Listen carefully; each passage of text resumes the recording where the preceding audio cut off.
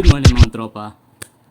So kagigising lang natin dahil napuya tayo kagabi dahil may nang-hack ng account natin kagabi. So niretrieve ko hanggang alas 4 ng madaling araw. So around 5 AM na ako nakatulog.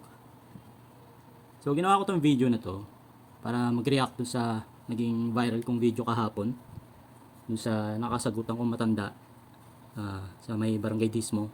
So for your information po, sa Barangay Dismo po kasi ako dumadaan from bahay, tapos doon ako tatagos papuntang Pitlan kasi shortcut, tapos bike lang yung gamit ko. Pag motor doon din ako dumadaan. So ang content ko po is bike to work.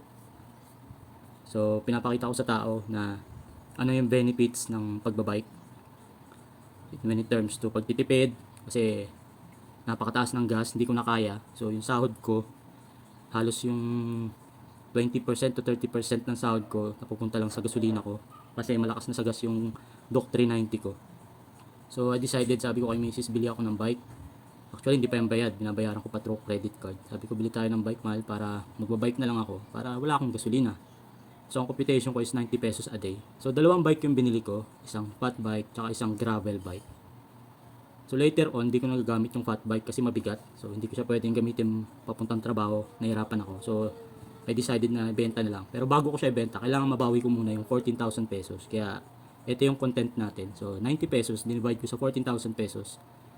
So a total of 155 days, hindi ako nagkakamali. So ayan na. So yung content natin, kung ano yung makuha kong video araw-araw. So hindi ko pinipili yung video na ibibigay ko, ipapakita ko. Nandyan yung tignan ko masagin tricycle, nandyan yung hindi ako pinagbigyan ng truck, lahat yun. Wala akong tinatago. Ultimo pagmumura ko, pinopost ko yun. Gusto ko kasi pakita kung ano yung nangyayari sa kalsada if ever nang magbabike kayo. So yung pinakita ko naman kahapon, awareness po yun na kung ano ba yung pwede nyong gawin kapag mangyari sa inyo. Hindi ko lang maintindihan bakit parang mas tama pa yung mali. Maraming sumang-ayon doon sa ginawa ko, pero merong ilan na syempre hindi din talaga sang-ayon. Hindi naman kasi lahat pare-parehas tayo ng pag-iisip. Sa akin lang, kung sakali bang wala akong video tapos nagkaroon ng gulo, kita nyo naman sa video, mainit na si tatay. Sa video kasi akala nyo malayo yung motor, naka-wide po kasi yung Hero 4. So yung kuha ng video akala mo malayo, pero sabi ko sa sarili ko, sa isip ko, tay, sana huwag nyo akong saktan kasi parang ayaw ko yung ganun. Tapos na ako sa ganun matanda na rin ako eh. Kaya ang unang pumasok sa isip ko, barangay agad, kasi malapit na yung barangay hall doon. So yun yung agad na isip, sabi ko sige tay, since pares naman tayong mainit na, sa barangay na lang mag-usap. So yung time na yun, papasok ako ng trabaho, malilate na talaga ako. Actually maaga pa ako noon, kaya lang niisip ko pag pumuntang barangay, malilate talaga ako. Which is nalate talaga ako 10 minutes. Malayo pa yung babiking ko eh. So yun na yung nangyari. Yung time na yun dapat magpapablatter na ako. Kaso niisip ko yung oras. Kasi niisip ko yung trabaho. Kailangan makarating agad ako ng trabaho. Kaya hindi ko na tinuloy. Nagkaayos na rin naman kami ni tatay. Humingi na rin naman siya ng pasensya. Ako din. Sabi ko, ang ayaw ko lang kasi tayo, sabi ko yung magsisinungaling pa kayo. Kahit na naka-video na ako, magsisinungaling pa kayo, yun yung ayoko. Kasi tama ako eh. May video ako, pinapakita ko doon kung ano yung tama. Pero sa side niya, iba pa yung sinasabi niya nung una. Pero nung huli, nahimasmasa naman si tatay. So humingi naman ng pasensya. Sabi ko, sige po. So pinost ko yung video, hindi para mag-viral si tatay o mag-viral ako. Pinost ko yung video para in case na mangyari sa iba, may idea ko kung ano pwede nyong gawin. Sa panahon kasi ngayon, pag ganyan, suntukan agad eh. 'Di ba? Para sa akin, kailangan legal na paraan. Kailangan doon tayo. Kung anong mangyari doon, sigawan o ano, at least alam ko sa dulo, magkakaayos pa rin. Yun yung punto ko doon. Hindi ko punto para mamahiya.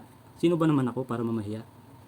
'Di ba? May mga nagsasabi, ang yabang ko na daw. Ba't ako magyayabang? Sa tingin nyo ba, kung wala akong video, sinong paniniwalaan nyo?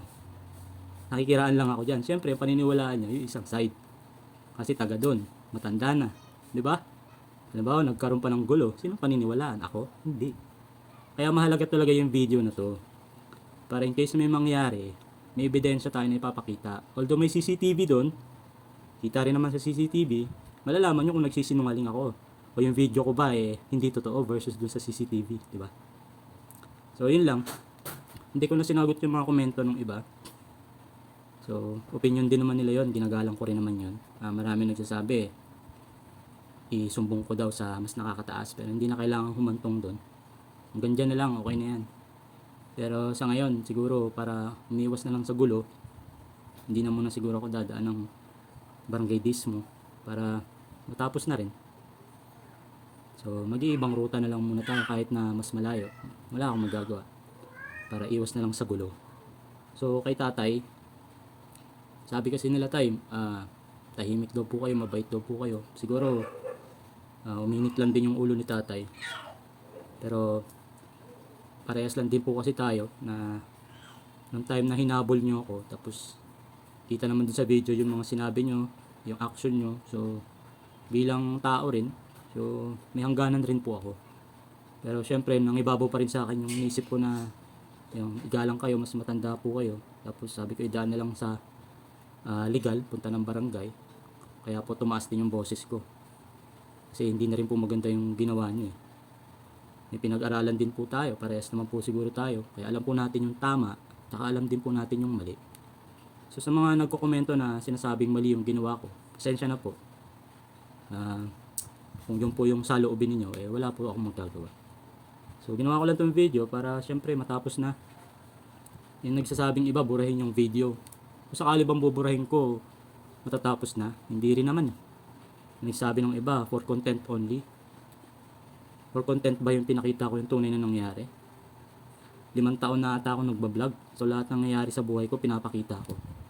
Sa pagiging successful bilang tatay, sa hirap ng buhay, kung paano makatipid, pagbibenta ng basura, para magkaroon ng pera. Pinapakita ko po yan, yung tunay na kulay na kung ano ako. So wala po akong itinatago. Kaya yung sa mga may basher na ako eh. Dati wala pa eh. So wala po akong magagawa. So tapusin ko na itong video. Kung may nasaktan man ako, pasensya na ho. Kay tatay, pasensya na ho.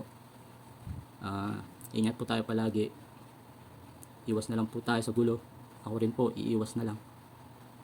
Sana magkaayos po tayo. Although nagkaayos na po tayo sa barangay, pero yung nakapaligid po sa atin, eh, nagalit po sa akin. So wala po akong magagawa dun. May kanya-kanya po tayong pananaw. So muli po, pasensya na po sa nangyari. Sana lang po, hinihiling ko lang na huwag nating gawing tama yung alam nating mali. Salamat po.